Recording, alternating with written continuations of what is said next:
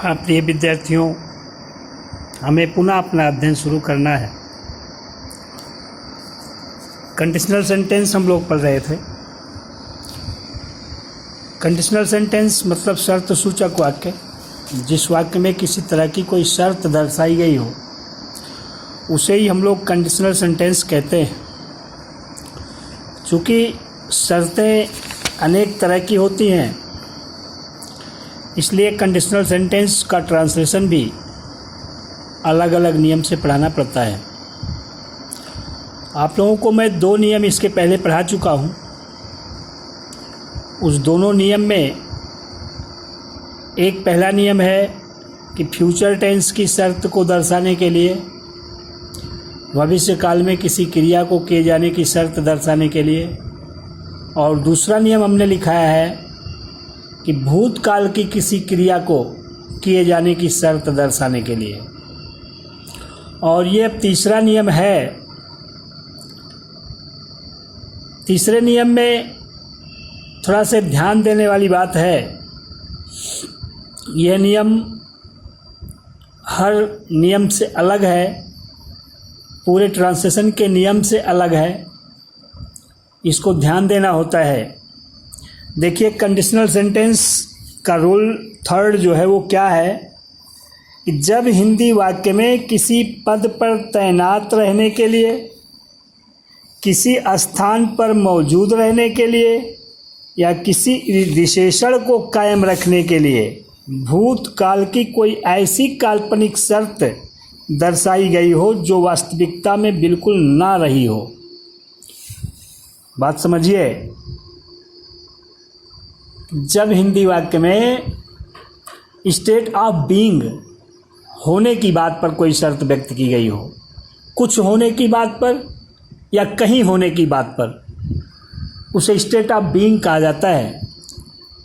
जब state of being की कोई शर्त व्यक्त की गई हो, अर्थात किसी विशेषण को कायम रखने के लिए, किसी पद पर तैनात रहने के लिए या किसी स्थान पर मौजूद रहने के लिए भूतकाल की ऐसी कोई काल्पनिक शर्त दर्शाई गई हो जो वास्तव में हो ही नहीं सकती, जो वास्तव में नहीं हुई थी।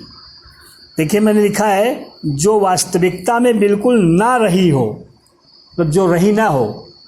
किसी पद पर तैनात रहने की काल्पनिक शर्त हो, किसी विशेषण को कायम रखने की काल्पनिक शर्त हो। जैसे कहा जाए कि यदि वह पायलट होता, काश वह इंजीनियर होता, पद पर तैनात रहने की बात है। किसी विशेषण को कायम रखने की बात, काश वह बहादुर होता, यदि वह ईमानदार होता। इस तरह से पद विशेषण को कायम रखने की बात है। किसी स्थान पर मौजूद रहने की बात, किसी स्थान पर मौजूद रहने की बात का मतलब फिर कहा जाए कि काश प्रधानाचार्य कार्यालय में होते, काश मैं उस सम्मेलन में होता। इस तरह से जब भी ये 3 बातें दर्शाई जाए, स्टेट ऑफ बीइंग इसको कहा जाता है। किसी पद पर तैनात रहने के लिए, किसी विशेषण को कायम रखने के लिए या किसी स्थान पर मौजूद रहने के लिए भूतकाल की कोई काल्पनिक शर्त दर्शाई जाए। दूसरी शाब्दिक पहचान क्या लिखाई गई है? अर्थात शर्त व्यक्त करने वाले भाग में कोई मुख्य क्रिया ना पाई जाए। नहीं, जिसे कहा जाए कि काश वह अमीर होता, इसमें कोई मुख्य क्रिया पाई जा रही है? नहीं पाई जा रही ना। काश वह बेईमान होता, कोई मुख्य क्रिया नहीं पाई जा रही है। इसी तरह से कोई मुख्य क्रिया ना पाई जाए, बल्कि उसमें किसी पद या विशेषण के बाद होता, होती, होते शब्द पाए जाएं। मैं उदाहरण अनेकों आपको मैं बताया, 5-6 उदाहरण कम से कम बताया। किसी में मुख्य क्रिया नहीं पाई जाती थी, केवल किसी पद पर तैनात रहने के लिए, किसी विशेषण को कायम रखने के लिए या किसी स्थान पर मौजूद रहने के लिए भूतकाल की काल्पनिक शर्त दर्शाई जाती थी जो वास्तविकता में नहीं रही हो। तो उसका अनुवाद करते समय सर्वप्रथम हम सब इफ या अनलेस लिखकर शर्त व्यक्त करने वाले भाग में किसी भी सब्जेक्ट के साथ एक वचन के साथ भी वर का उपयोग करते हुए इस पूरे भाग को अफर्मेटिव सेंटेंस जैसा लिखते हैं। अब देखो, सब्जेक्ट अगर इस तरह से काल्पनिक शर्त, भूतकाल की काल्पनिक शर्त दर्शाई जा रही हो किसी पद पर तैनात रहने के लिए, किसी विशेषण को कायम रखने के लिए, या किसी स्थान पर विराजमान रहने के लिए, मौजूद रहने के लिए, तो सब्जेक्ट से अब कोई मतलब नहीं है। भूतकाल की काल्पनिक शर्त व्यक्त करने के लिए आपको किसी भी सब्जेक्ट के साथ, चाहे वो सिंगुलर नंबर का सब्जेक्ट होगा, चाहे प्लूरल नंबर का सब्जेक्ट होगा, चाहे फर्स्ट पर्सन का होगा, चाहे थर्ड पर्सन का होगा, सबके साथ आपको वर सहायक क्रिया लगानी है। लिंकिंग वर्ब के रूप में वर लगाना होता है। वर के बाद वही विशेषण, पद या स्थान लिख दिया जाता है प्रीपोजिशन के साथ। ठीक, और अफर्मेटिव सेंटेंस ही बनाते हैं। पहले इफ या अनलेस लिख लेते हैं, उसके बाद वाक्य को वर के साथ अफर्मेटिव सेंटेंस बना लेते हैं। फिर यहाँ लिखा है, और अल्प विराम के बाद बचे हुए भाग में उड को सहायक क्रिया बनाकर मुख्य क्रिया की प्रेजेंट फॉर्म मतलब पहली अवस्था के साथ पूरा वाक्य नियमानुसार लिखा जाता है। जो प्रिंसिपल क्लॉज बचा रहेगा उसमें उड को सहायक क्रिया बनानी होगी और मुख्य क्रिया की प्रेजेंट फॉर्म मतलब पहली अवस्था का उपयोग करते हुए पूरे वाक्य को लिखना होगा। अब देखिए, हम उदाहरण लिखे हैं। हमने लिखा है, यदि उसकी माँ निर्दयी होती तो वह इतना उन्नति न किया होता। इसमें शर्त व्यक्त करने वाला भाग यही है, यदि उसकी माँ निर्दयी होती। ये सबऑर्डिनेट क्लॉज हो गया। उसकी माँ इसमें सब्जेक्ट है, निर्दयी विशेषण है। ठीक, और ये दूसरा भाग जो है प्रिंसिपल क्लॉज, वह इतना उन्नति न किया होता। इसमें उड को सहायक क्रिया मानना है, मुख्य क्रिया की पहली अवस्था के साथ पूरे वाक्य को लिखना है। अगर निगेटिव है तो निगेटिव बनाना पड़ता है, अफर्मेटिव है तो अफर्मेटिव बनाना पड़ता है, इंट्रोगेटिव है तो इंट्रोगेटिव बनाना पड़ता है। ठीक, ये भाग जो है सबऑर्डिनेट क्लॉज जो है, आश्रित उपवाक्य जिसमें शर्त दर्शाई जा रही है, इसमें सबसे पहले इफ या अनलेस आपको लगा लेना होगा। चूँकि ये अफर्मेटिव में लिखा गया है इसलिए इफ लगाना होगा। अगर निगेटिव में लिखा गया होता तो अनलेस लगाना होता। फिर सब्जेक्ट लिख देना है, और वो सब्जेक्ट चाहे सिंगुलर नंबर हो चाहे प्लूरल नंबर हो, मतलब एक वचन हो चाहे बहुवचन हो, सबके साथ आपको वर सहायक क्रिया लगानी है। ठीक, सहायक क्रिया नहीं बल्कि ये लिंकिंग वर्ब की तरह से लिखा जाता है, इसको वर लगाना है। उसके बाद जो विशेषण हो या पद हो कॉम्प्लीमेंट के रूप में, उसको यहाँ लिख देना होता है। इसलिए हमने देखो लिखा है, if his mother were cruel, if his mother were cruel, वह इतना उन्नति न किया होता। नेगेटिव है तो उड सहायक क्रिया नॉट का प्रयोग करते हुए मुख्य क्रिया की पहली अवस्था का प्रयोग करिए। वह मतलब ही वुड नॉट प्रोग्रेस, माने उन्नति करना, सो मच इतना अधिक, he would not progress so much. पूरा वाक्य हो गया, यदि उसकी माँ निर्दयी होती तो वह इतना उन्नति न किया होता। इसका ट्रांसलेशन आपने लिखा, if his mother were cruel he would not progress so much. अगर यह अजनबी तुम्हारा प्रतिद्वंदी होता तो उस भेद को छिपा लेता। ये देखो, अगर यह अजनबी तुम्हारा प्रतिद्वंदी होता, अगर का मतलब इफ, यह अजनबी सब्जेक्ट तुम्हारा प्रतिद्वंदी, कॉम्प्लीमेंट होगा वर का। ठीक, आप लिखेंगे if this stranger were, if this stranger were, यद्यपि एक वचन है सिंगुलर नंबर, फिर भी वर लगाया जाएगा, सबके साथ वर लगाया जाएगा काल्पनिक शर्त के लिए। इफ दिस स्ट्रेंजर वर, यहाँ तुम्हारा प्रतिद्वंदी है ना, तो योर, ये हिज नहीं, यहाँ लिखा जाएगा your. If this stranger were your opponent, if this stranger were your opponent, तो उस भेद को छिपा लेता। काम वही करता, स्ट्रेंजर ही ना, तो उसका प्रोनाउन बना करके इसमें कर्ता बनाए। दोनों भागों की क्रियाओं का कर्ता एक है, तो मुख्य कर्ता का उपयोग उसी भाग में किया जाता है जिसका अनुवाद हम पहले करते हैं, है ना। तो आपने इसका अनुवाद पहले किया और यह अजनबी कर्ता आपने लिख दिया। इसमें भी कर्ता वही तो है, भेद को छिपाने का काम वही तो करता, इसलिए इसमें कर्ता ही हो जाएगा। ये अजनबी के अनुसार इसका प्रोनाउन ही बनेगा और छिपाना क्रिया बन जाएगी, उस भेद को यह कर्म बन जाएगा। तो वुड का प्रयोग करके लिखना है, he would hide that secret, he would hide that secret. If this stranger were your opponent, he would hide that secret. यदि मैं उस बैठक में मौजूद होता तो वह सब ऐसा प्रस्ताव ना पेश किए होते, या ऐसा प्रस्ताव ना पेश करते। अब देखो लिखा गया, यदि मैं उस बैठक में मौजूद होता, मतलब किसी स्थान पर मौजूद रहने की बात हो रही है, स्टेट ऑफ बीइंग ही इसको भी माना जाता है।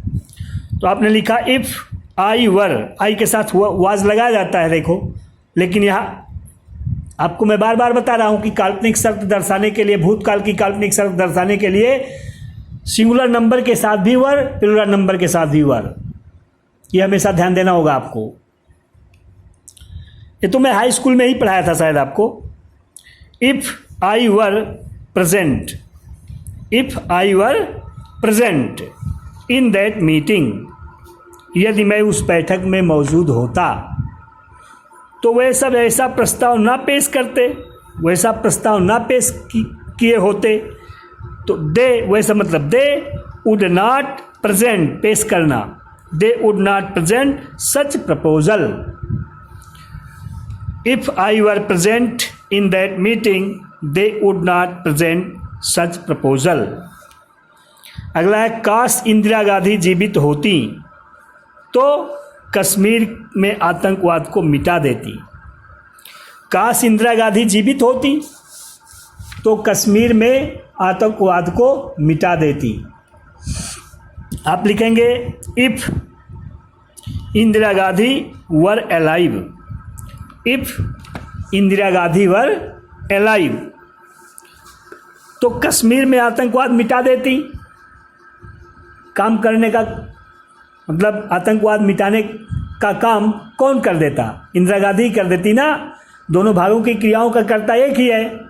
एक बार आपने इंदिरा गांधी लिख दिया है, दूसरे भाग में अब आपको उन्हीं का प्रोनाउन लगाना पड़ेगा, सी। इसमें कर्ता सी हो जाएगा, तो हो जाएगा सी वुड एबॉलिश, वह मिटा देती। सी वुड एबॉलिश टेररिज्म, मतलब आतंकवाद इन कश्मीर, कश्मीर में। काश इंदिरा गांधी जीवित होती तो कश्मीर में आतंकवाद मिटा दी होती। इसका मतलब if Indira Gandhi were alive she would abolish terrorism in Kashmir.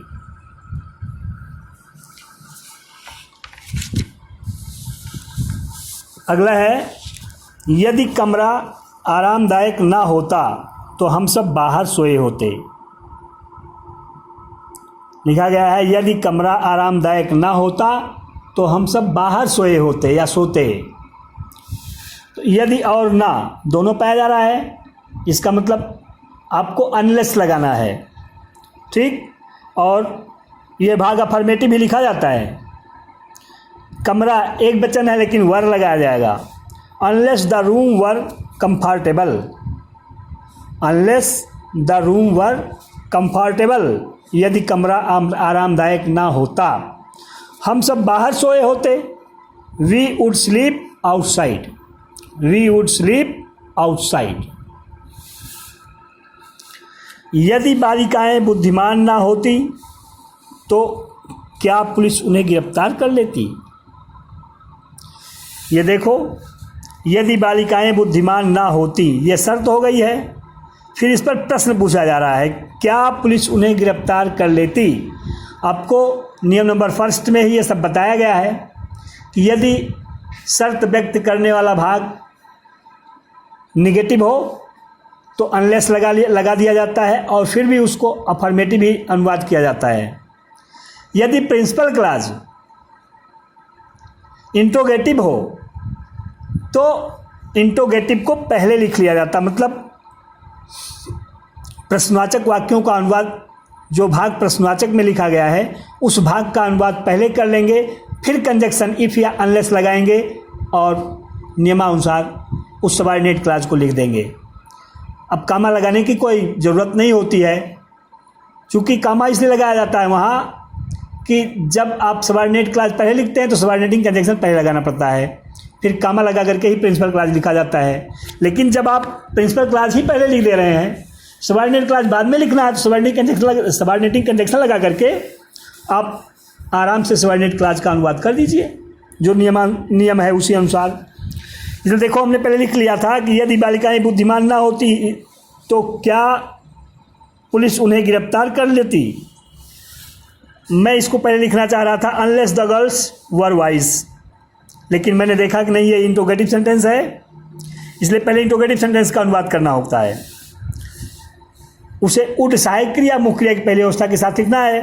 तो उड द पुलिस अरेस्ट देम, उड the police arrest them unless. और बालिकाएं the girls were wise means बुद्धिमान, would the police arrest them unless the girls were wise। अगला है, यदि भारत कमजोर राष्ट्र होता तो तुम इतना धन कैसे कमाए होते। यदि भारत कमजोर राष्ट्र होता तो तुम इतना धन कैसे कमाए होते। तो पहले आप लिखेंगे तुम इतना धन कैसे कमाए होते, चूंकि ये इंट्रोगेटिव है। WH टाइप क्वेश्चन है, प्रश्न सूचक शब्द, सहायक क्रिया कर्ता मुख्य क्रिया कर्म। वुड सहायक क्रिया मुख्य क्रिया की पहली अवस्था। How would you earn so much money, how would you earn so much money, तुम इतना धन कैसे कमाए होते, इतना हो गया। अब यदि भारत कमजोर राष्ट्र होता, if India were a poor nation, if India were a poor nation, इस तरह से क्वेश्चन मार्क ही लगाना होगा, क्योंकि इंट्रोगेटिव सेंटेंस बन रहा है ना, पूरा कॉम्प्लेक्स सेंटेंस जो बन रहा है ये इंट्रोगेटिव बन रहा है। अगर उसके पिताजी चिकित्सक होते, कहा जा रहा है अगर उसके पिताजी चिकित्सक होते तो तुम्हारा इलाज क्यों नहीं किए होते। अब देखिए, पहले आपको यही लिखना पड़ेगा, तुम्हारा इलाज क्यों नहीं किए होते।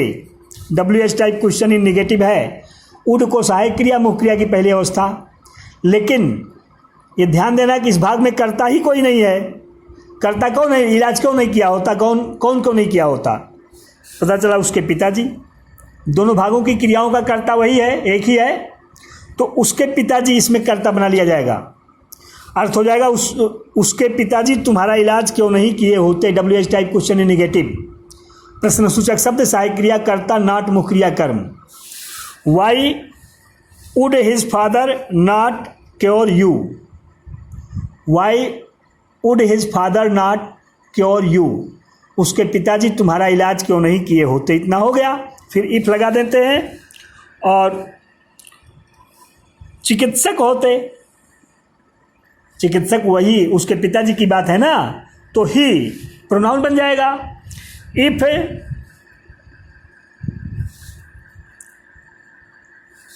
ही वर, इफ ही वर,